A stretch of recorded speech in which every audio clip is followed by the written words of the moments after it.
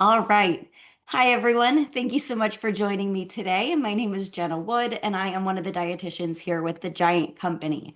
If you are new to our classes, welcome. If you are a returning attendee, welcome back. Thursdays, we have our trending topics. So it's spring. It's actually nice out today. So we're trying to talk about some spring fun things you can do. So today's topic, we are doing a spring or Easter if you celebrate Easter brunch, and we are featuring Impossible Foods, which has been our product this month. Cool, my skillet's getting hot. So we are going to get started. I'm going to flip our class today since we're going to go over the circular at the end. I want to make sure we have time for our recipe. So we are actually going to start with our recipe today. So again, we're talking about all things spring brunch. We were going to do some things with eggs, but of course we decided not to. But when I came across this recipe in our savory doc, I thought they were too cute to not do. So these are sunny side up pancakes. They look like, a fried egg, but in theory, depending on how you make your pancakes, they can be totally egg free. So what we're going to do is use either you can make a pancake mix from scratch.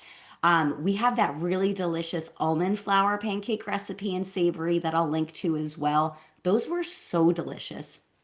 High protein, high healthy fat, fiber, so good. You could do those. I'm going to use a pre-made gluten-free mix today because I wanted to try a couple of them to let you know what I thought of the various brands we carry. So the top three ingredients, it's going to depend on the brand you buy, how much milk, if you need milk, how many eggs, if you need eggs. Both of the ones I purchased only called for one egg, and I'm pretty sure you could probably swap it out. Uh, then to make our recipe, I'm no creative, cook here, but I was able to make one of these this morning to try.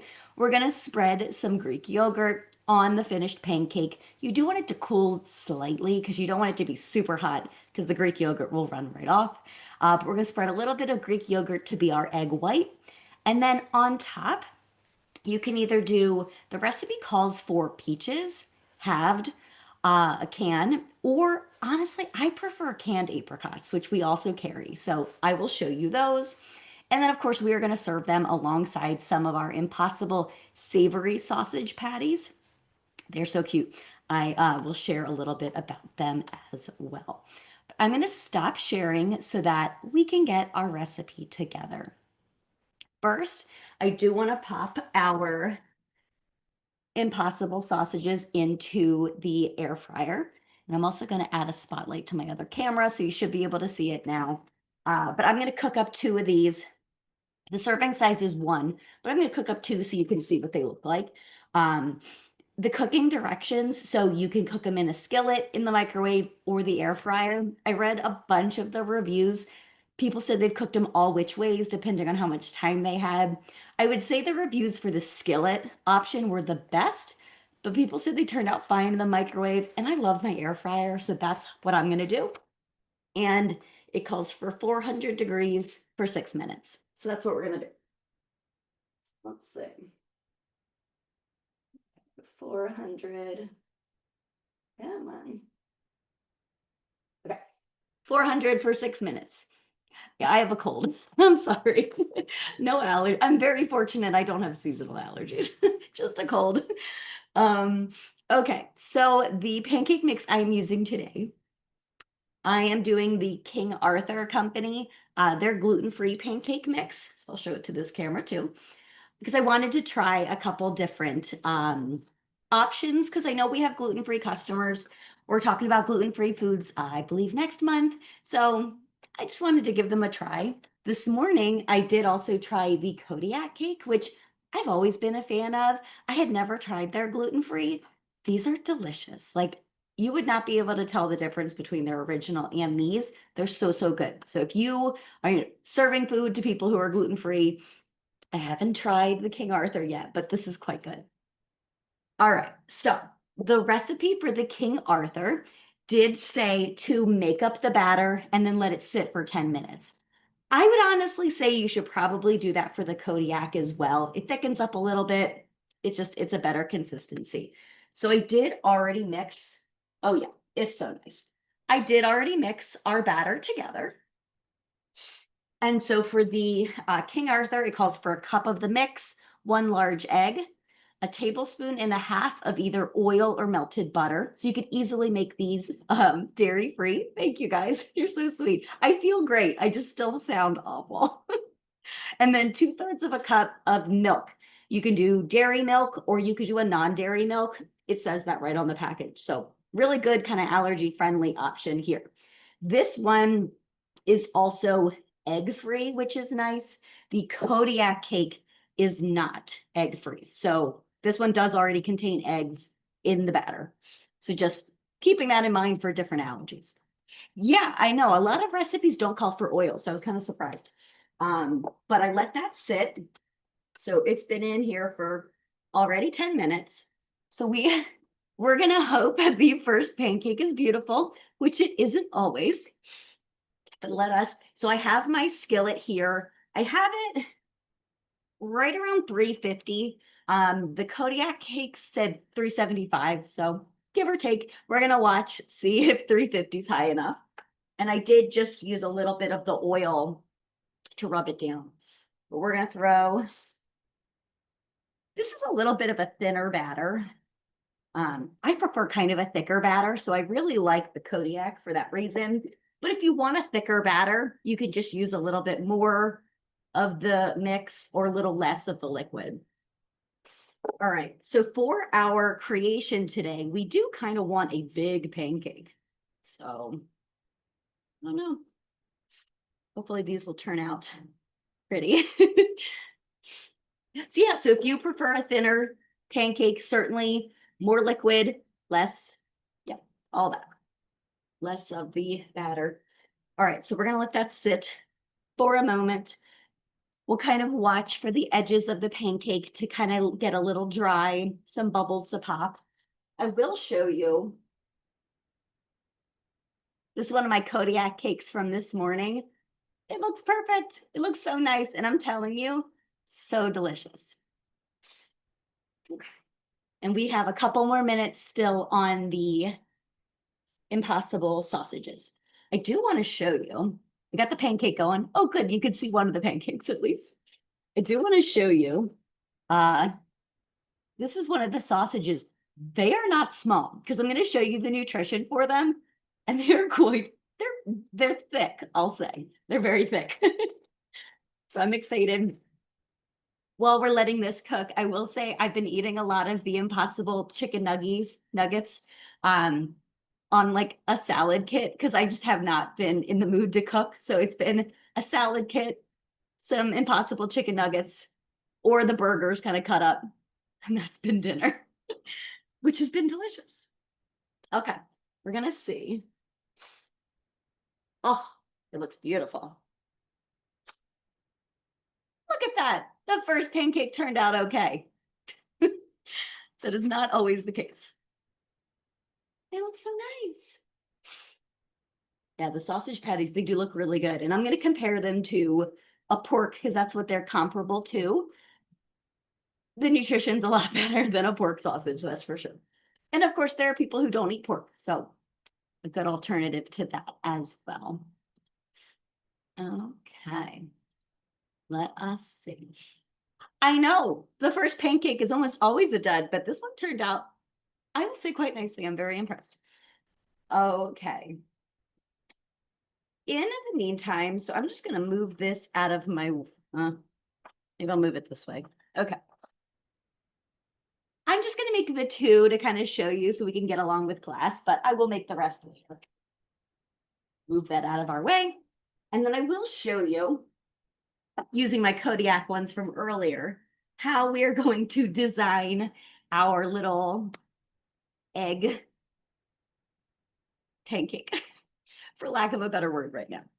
Okay, so what we're going to do is I have some Greek yogurt. The recipe calls for, I believe, a vanilla Greek yogurt or vanilla yogurt in general. I tend to not buy a lot of flavored yogurts. I buy plain and then I can flavor them as I'd like, savory or sweet. So I just got our plain Greek yogurt and then I mixed in just a little bit of vanilla extract and a little bit of maple syrup. So just to kind of thin it a little.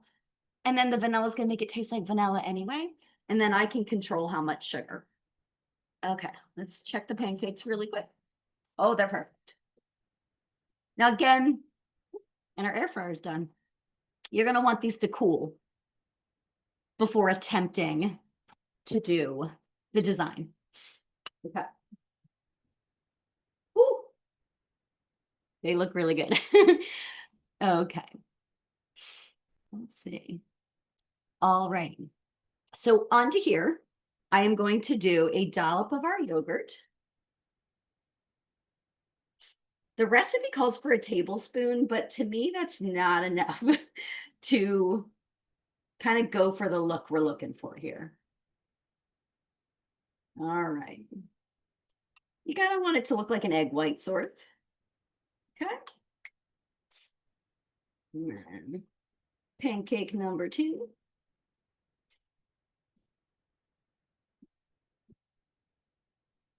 Good enough.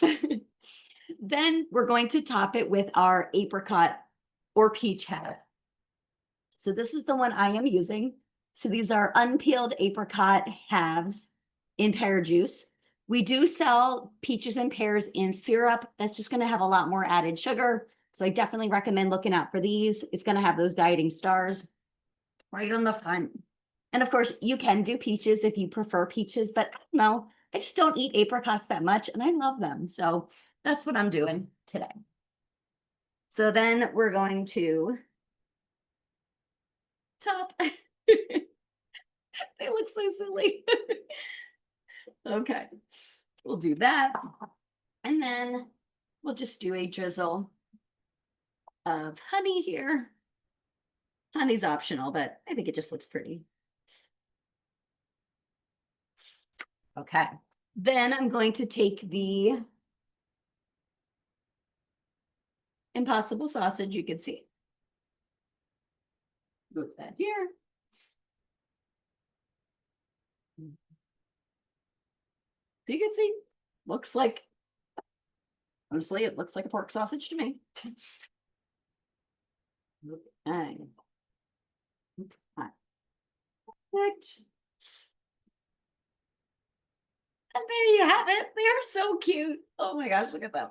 So they do. They look like a fried egg.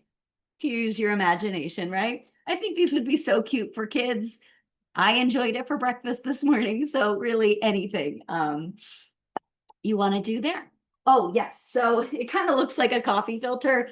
It is like an air fryer basket filter, kind of burnt on the side. It doesn't normally do that. If you have enough in the air fryer basket, it doesn't normally do that. But I only cooked the 2. But yes, it's so nice. It makes it a little bit easier to clean, as long as it's not at a too high a temp. But yeah, awesome. Well, I know they're so cute. I really enjoy it, and they're so delicious.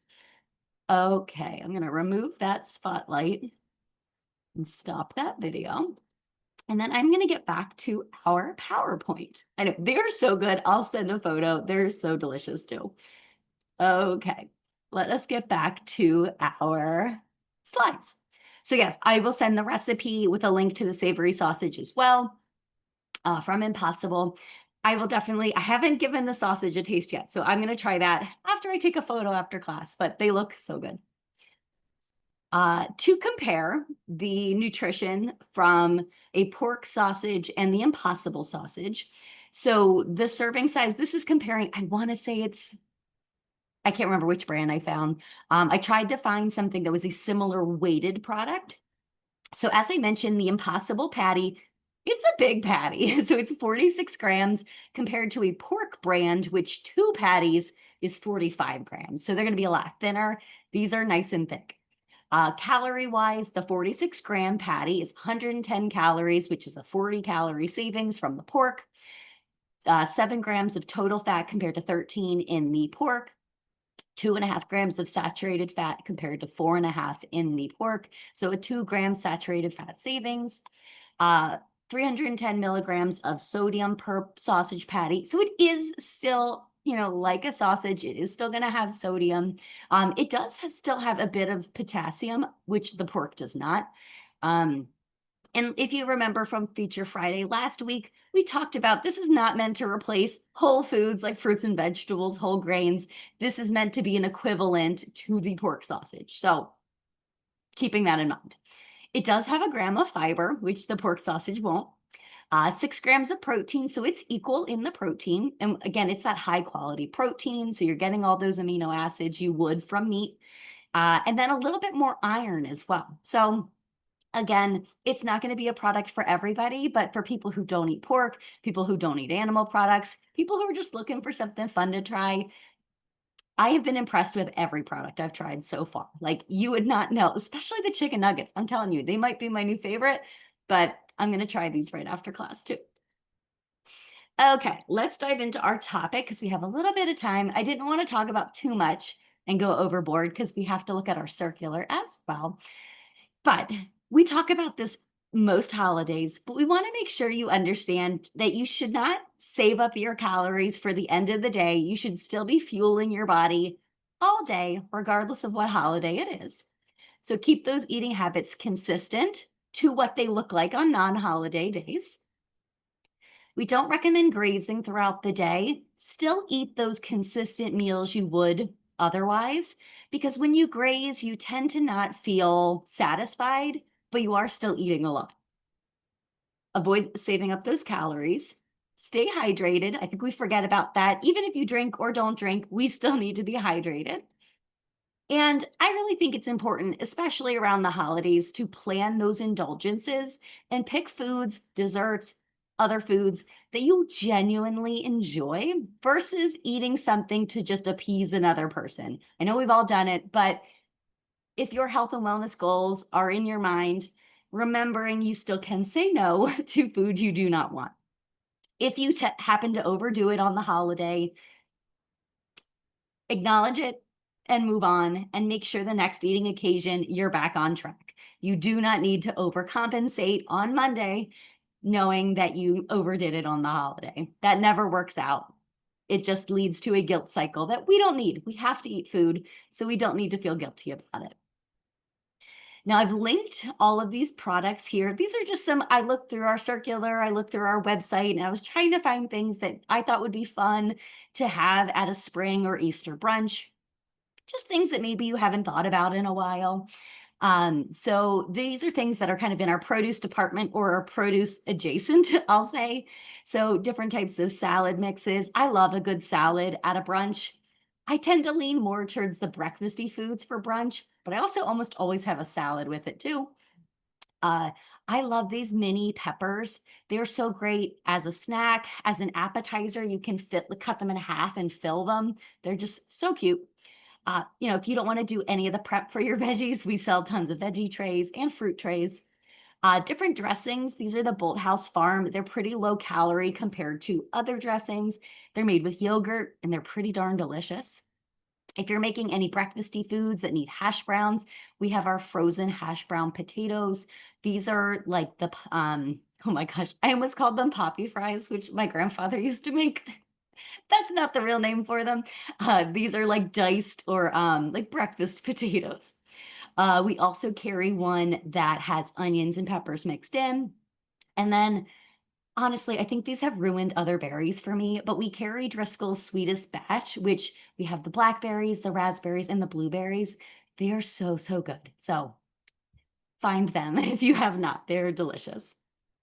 Some other fun finds you can enjoy. I love Valle yogurts. This one is lactose free. So if you have a lot of lactose free people coming for your holidays, technically Greek yogurts are going to be so low lactose, but this is a nice peace of mind for people who are lactose intolerant, and it just tastes delicious and so easy. Again, you could use this to make the yogurt spread for your pancakes, or you can make a savory dip. I love using like dip mixes into the Greek yogurt instead of sour cream. This is the Watkins dyes that you can use for eggs if you're dyeing eggs, but I've seen other things like people are dyeing marshmallows instead this year. But these do not have artificial colorings, so that's an option. I will say a lot of the reviews said the color doesn't bake very well, but it is good for dyeing things you aren't baking. So like icings and, dyeing eggs and things like that. Ooh, gluten-free cornbread mix. We always have cornbread on Easter, so I might try this one this year. We have some new Taste of Inspirations granolas. This is the lemon blueberry. So that just felt like a summery spring flavor to me too, summery or spring. And then these are our Taste of Inspiration mini quiches. So I think the serving size is 5 for like 300-ish calories, depending on the flavor. So I thought those would be nice, as you know, to put out as an appetizer. Then we have some beverage options that I found that like I love at brunch and holidays. So we have pomegranate juice that you can make mocktails or cocktails with. Um, the V8 Bloody Mary mix. It is high salt for those of you who can't do high salt, but it is so delicious. Cocktails, mocktails too, or by itself. Our tangerine juice, this is fresh in the produce department. It's just so delicious. And I just think it's a little bit elevated from a traditional orange juice. We have our Nature's Promise cold brew. This one is they're all unsweetened, I believe. I think in the circular, there's a new line of decaf cold brews. So if you have people who don't want to do caffeine, but still kind of want a coffee beverage, that's a great option to have on hand. And then the seltzer, our brand vanilla cream, I think that can make a lot of fun beverages as well. Honestly, if you've never tried like a seltzer with cold brew, it's a weird sensation, but it is quite delicious. Oh, and all of these are linkable, so you can click them and go to the product. Hopefully, it is at your store. If it doesn't pull up anything, it's not carried at your store, unfortunately. I do have some other brunch recipes to share. This is a strawberry avocado salad. We've had something very similar to this on Easter brunch, so that's a very delicious salad. I thought these were really cute, and kids would love them too. So a vegetable flour bouquet with a dip at the bottom. I've made these a bunch of times. They're the French toast sticks. It's cute for any day, but definitely for a fun brunch, especially with kids. This avocado toast breakfast salad, I've made this in class and I think for social, and it is so good. And just a fun take on another breakfast staple. Hot honey roasted carrots, definitely a fun food this month. And then these gluten-free morning glory muffins. And all of these recipes are in Guiding Stars, and they're all linked here as well. Now, we are going to switch gears and talk about the circular, and then I will get to any questions we have. But I appreciate you joining me if you can't stick around for our circular.